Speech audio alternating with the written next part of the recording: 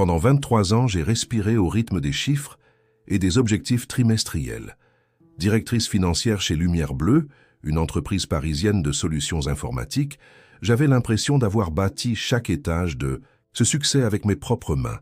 Les premiers bureaux dans le 11e arrondissement, les nuits blanches à décortiquer des bilans, les négociations tendues avec les banquiers frileux. J'étais là quand personne ne croyait en nous. Mon nom, Sophie Dumas, était devenu synonyme de rigueur et de vision à long terme. Je n'ai jamais cherché les applaudissements. Ma satisfaction venait des résultats, des emplois créés, de cette petite entreprise devenue un acteur respecté dans notre secteur. J'avais sacrifié tellement, des vacances annulées, des anniversaires manqués, même mon mariage qui s'était lentement désagrégé sous le poids de mon ambition professionnelle. Mais je me disais que ça en valait la peine, que j'étais indispensable. L'arrivée de Marc Lenoir, notre nouveau PDG, a tout bouleversé. Plus jeune que moi d'une quinzaine d'années, il sortait d'une start-up américaine avec des méthodes flamboyantes et un vocabulaire truffé d'anglicismes. Dès notre première réunion stratégique, j'ai senti le fossé qui se creusait. Quand j'évoquais la prudence budgétaire, il parlait d'investissement disruptif. Quand je présentais des projections sur 5 ans, il levait les yeux au ciel et murmurait que le monde changeait trop vite pour planifier au-delà de 6 mois. Je me suis adapté, du moins j'ai essayé. J'ai lu des livres sur l'agilité financière, j'ai modifié mes présentations, simplifié mes rapports. Mais chaque effort semblait renforcer l'impression que j'étais un vestige d'une époque révolue. Les déjeuners d'équipe se transformaient en moments de malaise où je me retrouvais spectatrice de conversations sur des applications dont j'ignorais l'existence. Un mardi matin pluvieux de novembre, Marc m'a convoqué dans son bureau. Il jouait avec son stylo, évitant mon regard. « Sophie, tu sais combien je respecte ton parcours. » Son ton mielleux m'a glacé le sang instantanément. Mais nous prenons une nouvelle direction qui nécessite, comment dire, une approche plus contemporaine de la finance. J'ai serré les dents, le dos droit comme une falaise face à la tempête. « Tu me vires, Marc, dis-le clairement. » Il a eu un petit sourire gêné. « Nous te proposons un départ, négocié.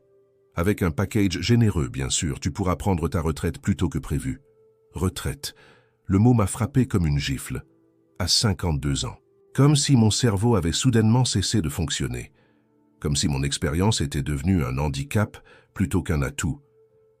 J'ai signé les papiers 3 jours plus tard, dans un bureau aseptisé, face à une jeune avocate qui consultait constamment son téléphone. Personne n'a organisé de pot de départ. Mes affaires ont été emballées dans 2 cartons par une assistante administrative que je connaissais à peine. 23 ans réduits à 2 boîtes en carton et un virement bancaire. Le soir de mon dernier jour, j'ai traversé le hall d'entrée sous le regard fuyant de mes anciens collègues. Certains ont marmonné des bons courages embarrassés, d'autres ont prétendu être absorbés par leur écran. Dehors, la pluie parisienne noyait les trottoirs. J'ai hésité un instant, mes cartons serrés contre ma poitrine. Je pourrais hurler, je pourrais pleurer, je pourrais retourner à l'intérieur et leur dire tout ce que je pense de leur lâcheté. Mais non, j'ai simplement appelé un taxi et j'ai donné l'adresse de mon appartement à Montmartre. Dans la voiture, j'ai regardé défiler les rues de Paris. Cette ville que j'aimais tant mais qui soudain me semblait étrangère. J'étais devenue invisible. Une femme d'âge moyen, sans titre, sans bureau, sans raison de mettre un réveil le lendemain matin. Ce qui me terrifiait le plus, ce n'était pas l'argent. J'avais bien épargné. C'était cette question lancinante. Qui suis-je maintenant? Les premiers jours de ma nouvelle vie ont été d'une étrangeté absolue. Je me réveillais toujours à 6h30 par habitude, puis je réalisais qu'aucune réunion matinale ne m'attendait. Mes tailleurs et mes chemisiers bien repassés restaient suspendus dans la penderie comme des uniformes d'une vie antérieure. J'ai qu'à essayer de me créer une routine. Café sur ma terrasse avec vue sur le Sacré-Cœur, lecture du Figaro Économie, promenade jusqu'au marché de l'avenue de Clichy. Mais le sentiment d'inutilité me suivait partout. Au café du coin, le serveur qui me connaissait comme la dame pressée du matin semblait perplexe de me voir attablé sans fin, faisant durer mon expresso pendant des heures. « Tout va bien, Madame Dumas ?» m'a-t-il demandé un jour, sincèrement, inquiet. J'ai menti avec un sourire forcé. Parfaitement bien, je profite simplement de ma liberté retrouvée. Liberté. Quel mot trompeur pour décrire cette sensation d'être hors du monde. J'ai vu sur LinkedIn que mon poste avait été pourvu par Julien Moreau, 34 ans, sortant d'une école de commerce prestigieuse et d'un cabinet de conseil américain.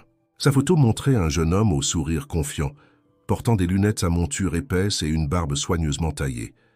La légende vantait son approche novatrice de la gestion financière à l'ère numérique. J'ai fermé mon ordinateur d'un geste brusque. Ma sœur Élise m'appelait chaque semaine, inquiète. « Tu devrais voyager, profiter de ton temps libre. » Sa vision de ma situation reflétait celle de beaucoup.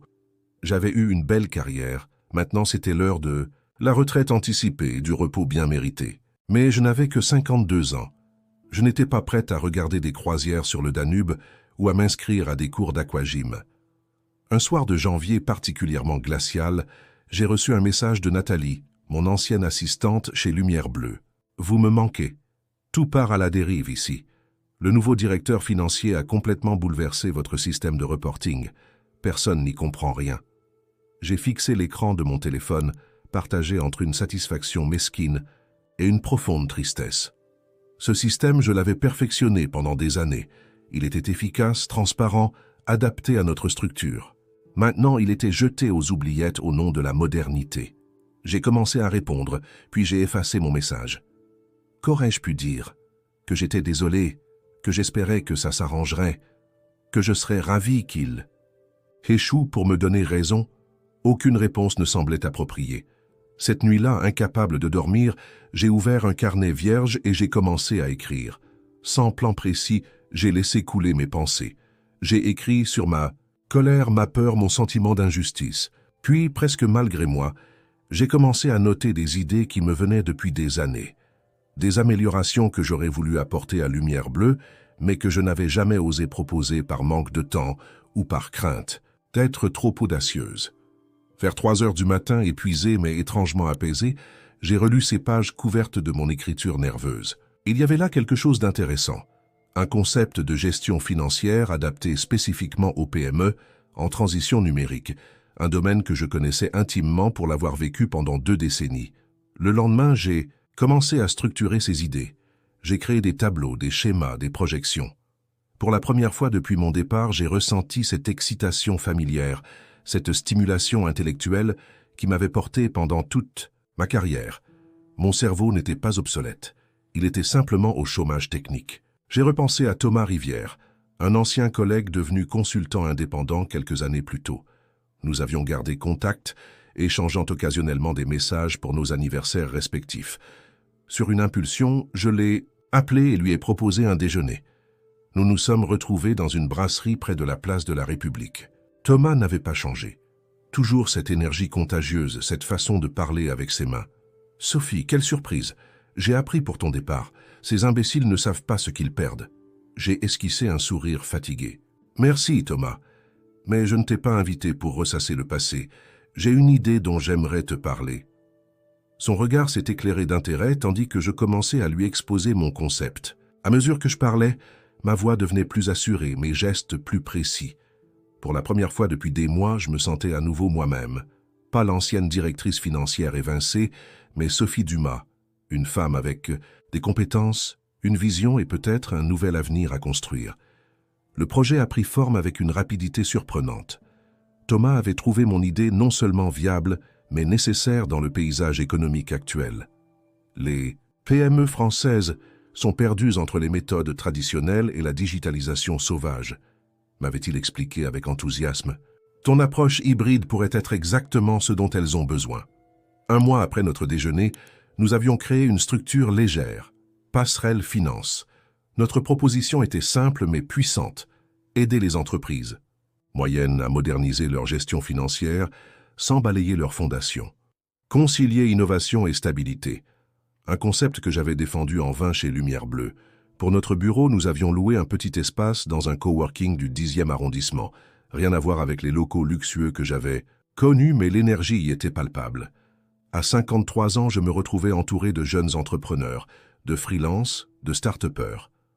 Au début, je me sentais comme une intruse dans ce monde de hoodies et de sneakers. Mais rapidement, j'ai découvert que ma présence suscitait plus de curiosité que de méfiance. Un jour, Léa, une jeune développeuse installée au bureau voisin, m'a abordé près de la machine à café. « J'ai entendu parler de votre concept par Thomas. C'est exactement ce dont ma sœur aurait besoin pour sa boîte d'architecture. Vous, croyez que vous pourriez lui parler? Cette première opportunité s'est transformée en contrat, puis un second est arrivé par le bouche à oreille. Nous ne gagnions pas des sommes folles, mais suffisamment pour valider notre modèle. Thomas s'occupait du développement commercial avec son réseau, tandis que je concevais nos méthodologies et outils. Ce qui me surprenait le plus, c'était la façon dont mon expérience, cette même expérience jugée obsolète chez Lumière, Bleu, était ici considérée comme un atout précieux. Nos clients appréciaient ma connaissance approfondie des cycles financiers, ma capacité à anticiper les problèmes, ma vision holistique. Mais ils valorisaient également ma volonté d'apprendre et d'intégrer de nouvelles approches. Un samedi matin, en préparant une présentation pour un client potentiel, j'ai réalisé que je n'avais pas pensé à mon ancien poste depuis des semaines. Cette entreprise, qui avait été le centre de mon univers pendant 23 ans, s'éloignait progressivement de mes préoccupations quotidiennes. Je construisais quelque chose de nouveau, quelque chose qui me ressemblait vraiment. Nous avons embauché notre premier employé au printemps, Malik, un jeune diplômé brillant que j'avais repéré lors d'un événement de networking. « Pourquoi nous avoir choisi ?» lui ai-je demandé lors de son entretien, consciente que des entreprises plus établies lui faisaient sans doute des offres plus lucratives. Sa réponse m'a touché. « Parce que vous combinez deux choses rares, une solide expérience et une capacité à vous réinventer. C'est exactement ce que je veux apprendre. » À la fin de notre première année d'activité, Passerelle Finance accompagnait 12 entreprises et notre réputation grandissait dans le milieu des PME parisiennes. Thomas et moi avions trouvé un équilibre parfait entre nos compétences complémentaires. Notre petite équipe s'était agrandie, incluant désormais 5 personnes, chacune apportant sa pierre à l'édifice. Un matin de septembre, alors que je marchais vers notre bureau sous un soleil automnal, mon téléphone a vibré. Un numéro inconnu. J'ai hésité avant de répondre. « Sophie, c'est Marc Lenoir. » Mon cœur a manqué un battement. La voix de mon ancien PDG, celui qui m'avait mis à l'écart, résonnait étrangement dans mon oreille. J'ai continué à marcher, sans répondre immédiatement. « Sophie, tu es là? »« Oui, Marc, que puis-je faire pour toi ?» Ma voix était calme, professionnelle, sans trace de l'amertume que j'aurais ressentie quelques mois plus tôt. « J'ai entendu parler de Passerelle Finance. Plusieurs de nos clients sont passés chez vous. » Il a marqué une pause. Je me demandais si nous pourrions discuter d'une éventuelle collaboration. Je me suis arrêté au milieu du trottoir, regardant les passants pressés autour de moi. Une femme d'affaires m'a contourné, téléphone collé à l'oreille, l'air stressé. J'ai pensé à cette personne que j'étais avant, toujours dans l'urgence, jamais vraiment présente. « Sophie, une collaboration ?» J'ai répété, savourant l'ironie de la situation. « C'est intéressant. Pourquoi maintenant, Marc ?» Il a hésité. « Les choses ne se passent pas exactement comme prévu chez Lumière Bleue. Nous avons des difficultés avec certains clients historiques. Ton expertise nous manque, pour être honnête. » J'aurais pu raccrocher. J'aurais pu savourer cette revanche. Et refuser net. Mais quelque chose avait changé en moi. La rancœur s'était dissipée, remplacée par une forme de sérénité. « Je suis disponible pour un café la semaine prochaine, » ai-je proposé. Mais pas pour revenir. Pour discuter d'un partenariat entre nos structures, d'égal à égal. En raccrochant, j'ai réalisé que je souriais. Non pas par satisfaction, mesquine, mais parce que j'avais enfin trouvé ma place. Une place que personne ne pourrait me retirer, car je l'avais créée moi-même. Le café où Marc m'avait donné rendez-vous était situé place de l'Opéra, un lieu touristique que j'évitais habituellement. Trop de bruit, trop de monde, service médiocre. Un choix révélateur de sa part, un terrain neutre sans doute, mais impersonnel. J'ai délibérément choisi d'arriver 10 minutes en retard, non par mesquinerie, mais pour me donner la possibilité de l'observer avant qu'il ne me voie. Je l'ai repéré immédiatement. Assis à une table en terrasse, il consultait nerveusement sa montre tout en faisant défiler l'écran de son téléphone. Des cernes marquèrent son visage, et sa chemise, normalement impeccable, semblait froissée. Cette image contrastait fortement avec le PDG dynamique et sûr de lui qui m'avait congédié 1 an plus tôt. « Bonjour, Marc. » J'ai pris place face à lui, posant délicatement mon sac à main sur une chaise libre à côté. Il a relevé la tête, un sourire forcé aux lèvres. « Sophie, merci d'être venue. Tu veux quelque chose? Un café ?» J'ai commandé un thé vert au serveur qui passait, puis j'ai croisé les mains sur la table. Je t'écoute. Marc a pris une profonde inspiration. La situation chez Lumière Bleue est complexe. Julien, ton remplaçant, a mis en place des systèmes qui fonctionnent bien sur le papier, mais qui se révèlent problématiques dans la pratique. Il a baissé la voix. Plusieurs clients historiques menacent de nous quitter. Ils ne comprennent plus nos rapports financiers, trouvent notre nouvelle approche trop opaque. J'ai hoché la tête, attendant la suite.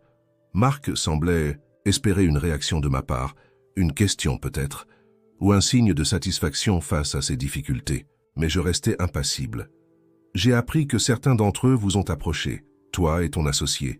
Ils sont satisfaits de votre méthode. Notre approche, ai-je corrigé doucement. Nous ne vendons pas une méthode standardisée, Marc. Nous créons des solutions adaptées à chaque entreprise, en respectant leur histoire tout en les aidant à évoluer. Il a acquiescé rapidement. C'est exactement ce dont nous avons besoin. Un retour à plus de stabilité, tout en maintenant une dynamique d'innovation. Les mots semblaient lui coûter. Je te propose un contrat de consultant, 6 mois renouvelable. Tu travaillerais en étroite collaboration avec Julien pour... Non, ai-je interrompu calmement. Je ne travaillerai pas sous la direction de Julien, ni comme consultante externe chez Lumière Bleue. Son visage s'est assombri. Sophie, je comprends ta réticence, mais c'est une opportunité de... Ce n'est pas de la réticence, Marc. C'est un choix professionnel. J'ai bu une gorgée de thé avant de poursuivre. Passerelle Finance est une entreprise indépendante. Nous pouvons envisager un partenariat stratégique avec Lumière Bleue où nous interviendrions sur des projets spécifiques avec notre propre méthodologie. Un partenariat? Il semblait décontenancé. Tu ne veux pas revenir? J'ai souri. Sincèrement cette fois. Revenir? Non. Ce serait comme essayer de remettre le dentifrice dans son tube. Je ne suis plus la même personne que celle qui est partie il y a 1 an. Un silence s'est installé entre nous. Au loin, la sirène d'une ambulance résonnait dans les rues parisiennes. J'observais Marc qui semblait digérer mes paroles, oscillant, visiblement entre frustration et besoin. Quelle forme prendrait ce partenariat? A-t-il finalement demandé. Pendant l'heure qui a suivi, nous avons discuté des modalités possibles. Malgré nos différents passés, j'ai retrouvé en lui cette capacité à saisir rapidement les concepts, cette intelligence vive qui m'avait impressionné lors de notre première rencontre.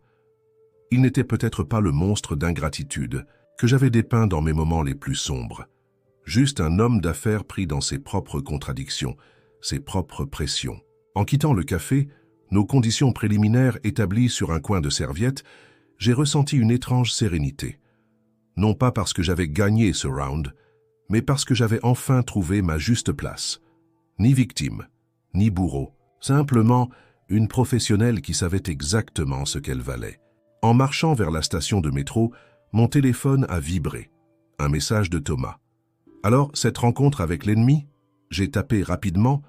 Plus d'ennemis, juste un potentiel partenaire commercial. On en parle demain. Le métro était bondé à 7 heures de l'après-midi. Debout, accroché à une barre, j'observais les visages fatigués autour de moi. Combien d'entre eux vivaient des situations similaires à la mienne? Combien se sentaient dépassés, remplacés, invisibles? Arrivé à mon arrêt à Besse, j'ai gravi lentement les nombreuses marches de la station au lieu de prendre l'ascenseur. Chaque pas me rappelait que cette nouvelle vie que je construisais n'était pas un chemin facile, mais qu'il était authentiquement le mien. En rentrant dans mon appartement, j'ai ouvert les fenêtres pour laisser entrer l'air printanier. Sur mon bureau, les contrats de nos nouveaux clients attendaient ma signature. À côté, un carnet ouvert contenait les esquisses de nouveaux outils que nous développions chez Passerelle Finance. Mon ordinateur affichait encore l'ébauche du site web que nous allions lancer le mois prochain. Le soir même, après avoir dîné seul sur ma terrasse, j'ai appelé ma sœur Élise. « J'ai revu Marc aujourd'hui », lui ai-je annoncé sans préambule. « Quoi? Et alors, il s'est excusé au moins ?» Sa voix trahissait son indignation protectrice. « Non, pas vraiment. Mais ce n'est plus important. » J'ai regardé les lumières de Paris qui s'illuminaient progressivement dans la pénombre. « Tu sais, je crois que je devrais le remercier. »« Le remercier? Tu plaisantes? Sans cette rupture brutale, je n'aurais jamais osé créer quelque chose qui me ressemble vraiment.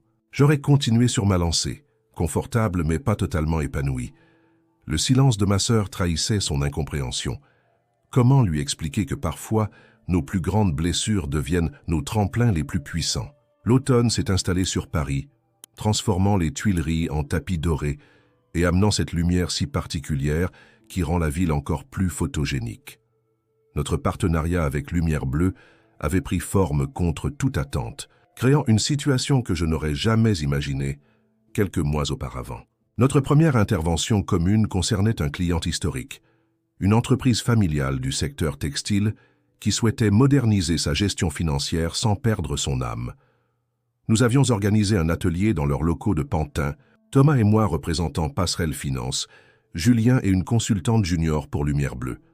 L'ambiance était électrique ce matin-là. Je ne pouvais ignorer le malaise de me retrouver face à mon remplaçant, cet homme qui occupait désormais mon ancien bureau, qui dirigeait mon ancienne équipe. Julien, de son côté, oscillait entre une cordialité excessive et une défensive à peine voilée. « Bonjour Sophie, ravi de te rencontrer enfin », m'avait-il salué avec un sourire tendu. Sa poignée de main était ferme, presque agressive. « J'ai beaucoup entendu parler de toi. »« Tout le bien du monde, j'espère », avais-je répondu avec une légèreté forcée, consciente que nous étions observés par les dirigeants de l'entreprise textile. L'atelier avait démarré par une présentation de Julien, brillante techniquement, mais terriblement abstraite. J'avais observé les visages des participants se fermer progressivement, perdus dans un jargon qui leur était étranger. Quand mon tour était venu, j'avais délibérément adopté une approche différente, commençant par écouter leurs problématiques spécifiques avant de proposer des solutions.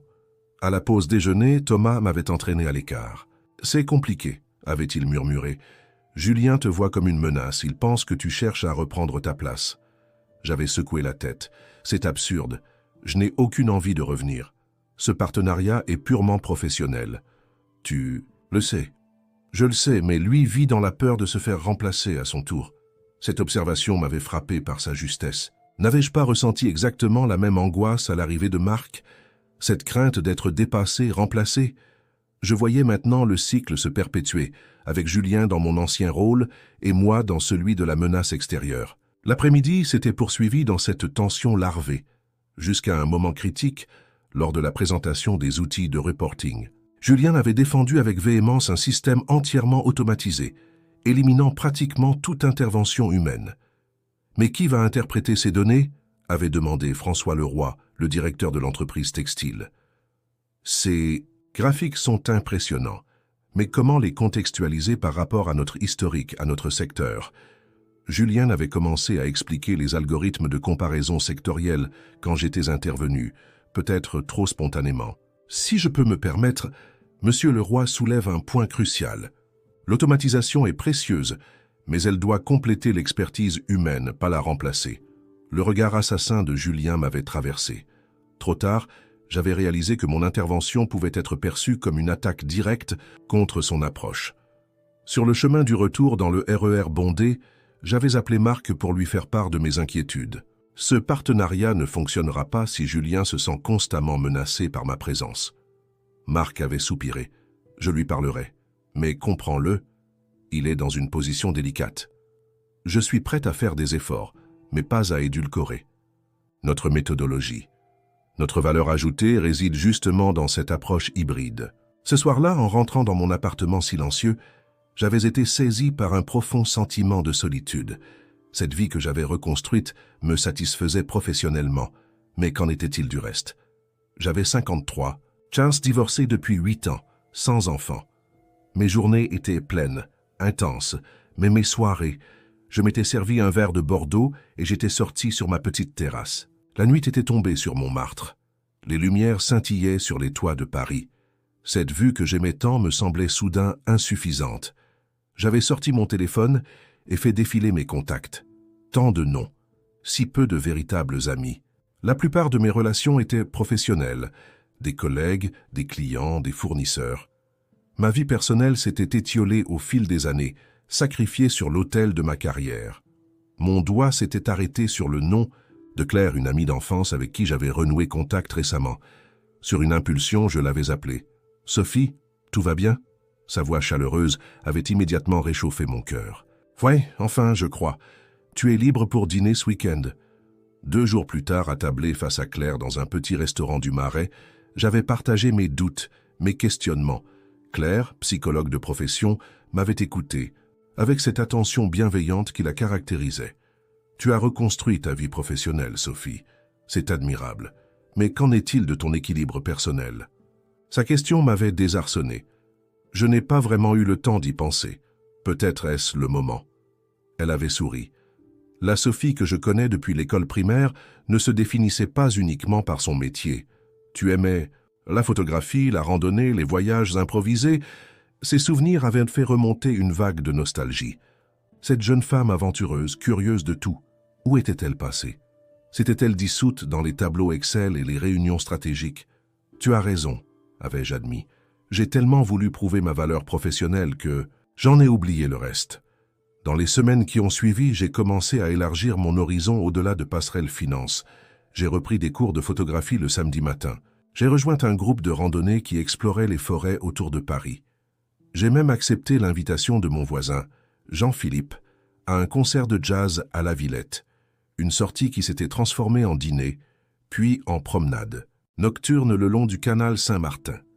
Étrangement, ce rééquilibrage de ma vie personnelle a eu un effet inattendu sur ma relation avec Julien. Lors de notre deuxième intervention commune, j'étais plus détendu, moins sur la défensive. Je n'avais plus ce besoin viscéral de prouver ma valeur à travers chaque interaction professionnelle. Un jour, après une réunion particulièrement productive chez un client, Julien m'a proposé un café. Nous nous sommes assis à la terrasse d'un bistrot anonyme de la Défense, entouré de tours de verre et d'acier. « Comment tu as fait ?» m'a-t-il demandé abruptement. « Comment j'ai fait quoi ?»« Pour rebondir, pour créer quelque chose de nouveau après ton départ. » J'ai observé son visage, y détectant une vulnérabilité que je n'avais jamais remarquée auparavant. « J'ai accepté de ne plus être indispensable, » ai-je répondu après réflexion. C'était douloureux mais libérateur. Il a hoché la tête lentement. « J'ai peur, » a-t-il avoué à mi-voix. « Peur de faire des erreurs, peur de ne pas être à la hauteur de ton héritage. » Cette confession m'a touché plus que je ne l'aurais imaginé. Pour la première fois, je l'ai vraiment vu, non pas comme mon remplaçant ou un rival, mais comme un être humain confronté aux mêmes doutes, aux mêmes peurs que j'avais connues. 2 ans après mon départ forcé de Lumière Bleue, notre petit bureau de coworking était devenu trop étroit pour l'équipe grandissante de Passerelle Finance. Nous avions emménagé dans des locaux plus spacieux près du canal de l'URCQ, dans un quartier en pleine transformation. Nos fenêtres donnaient sur une ancienne usine reconvertie en galerie d'art, un symbole qui me plaisait. Cette idée de réinvention, de donner une nouvelle vie à ce qui semblait obsolète. Notre partenariat avec Lumière Bleue avait évolué bien au-delà de mes attentes initiales. Ce qui avait commencé comme une collaboration tendue s'était progressivement transformé en un modèle d'affaires innovant. Julien et moi avions fini par trouver un terrain d'entente combinant son expertise technique et ma connaissance approfondie des entreprises traditionnelles. Cette alliance improbable était devenue notre force distinctive sur le marché. Un matin de juin, alors que je préparais une présentation pour un nouveau client potentiel, Malik est entré dans mon bureau, l'air préoccupé. « Sophie, je peux te parler 1 minute ?» Malik avait évolué depuis son embauche comme jeune diplômé. Désormais responsable de notre équipe de consultants juniors, il gérait plusieurs projets avec une assurance qui me rappelait parfois ma propre jeunesse, professionnelle. Bien sûr, qu'y a-t-il? Il a fermé la porte derrière lui et s'est assis face à moi. J'ai reçu une offre d'emploi de Sirius Technologies. Sirius Technologies. Un nom qui résonnait comme un glas dans notre secteur. Cette entreprise américaine rachetait systématiquement les sociétés de conseil prometteuses pour les intégrer à leur conglomérat mondial, souvent en diluant leur identité et leurs valeurs. Ils te proposent un poste? À toi personnellement? Il a hésité. Pas exactement. Ils veulent racheter Passerelle Finance. Ils m'ont approché pour tâter le terrain avant de vous contacter officiellement, toi et Thomas. J'ai senti mon estomac se nouer. Et tu envisages de nous quitter si nous refusons leur offre? Non. Il a semblé presque choqué par ma question. Au contraire, je viens te voir parce que je crois en ce que nous avons construit ici.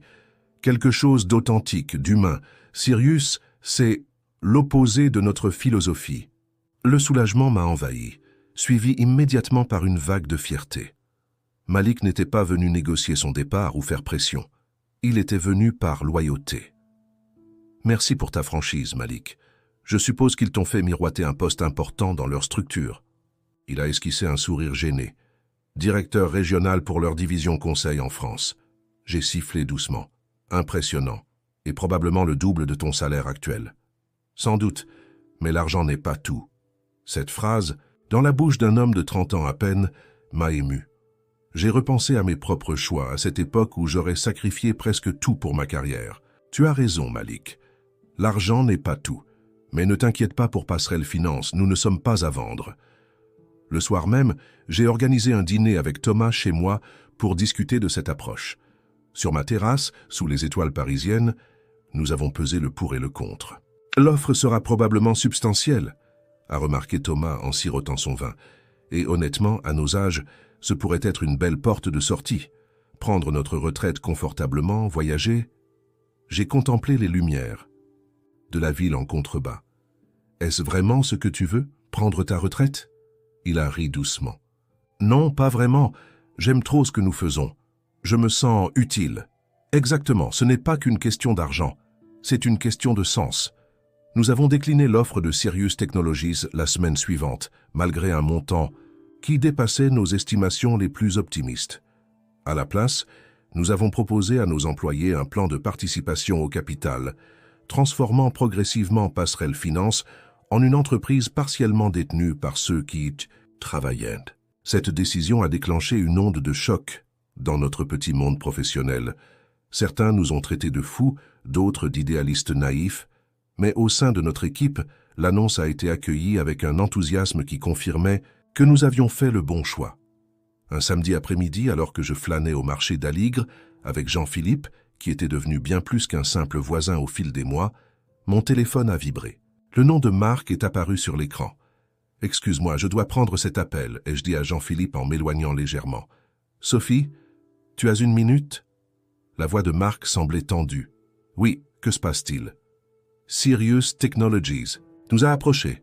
Ils veulent racheter Lumière Bleue. » J'ai fermé les yeux un instant, assimilant l'information.